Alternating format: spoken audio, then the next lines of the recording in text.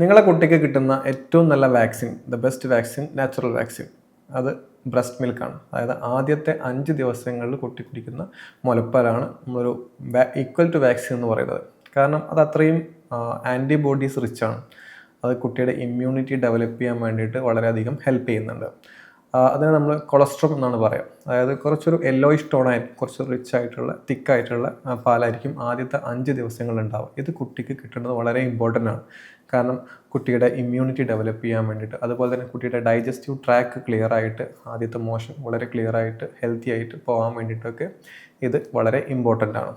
അതുപോലെ തന്നെ നമ്മൾ ചില പാരൻസ് നമ്മളടുത്ത് വരും, പാല് കുറവാണെന്നുണ്ട്. ഇനീഷ്യൽ ഡേയ്സിൽ നമ്മൾ മനസ്സിലാക്കേണ്ടത്, ഇനീഷ്യൽ ഡേയ്സിൽ പാല് കുറവായിരിക്കും. നമ്മൾ കുട്ടി എത്രത്തോളം പാല് കുടിച്ച് വരുന്നു അത്രത്തോളം പാല് ഡെവലപ്പായി വരികയാണ് ചെയ്യുക. അത് സക്ക് ചെയ്യുന്നതിനനുസരിച്ചിട്ടാണ് പാല് ഡെവലപ്പായി വരിക. അപ്പം ഇനീഷ്യൽ ഡേയ്സിലുള്ള പാല് കുറവിനെ നമ്മൾ പ്രശ്നമായിട്ട് കാണുന്നതില്ല.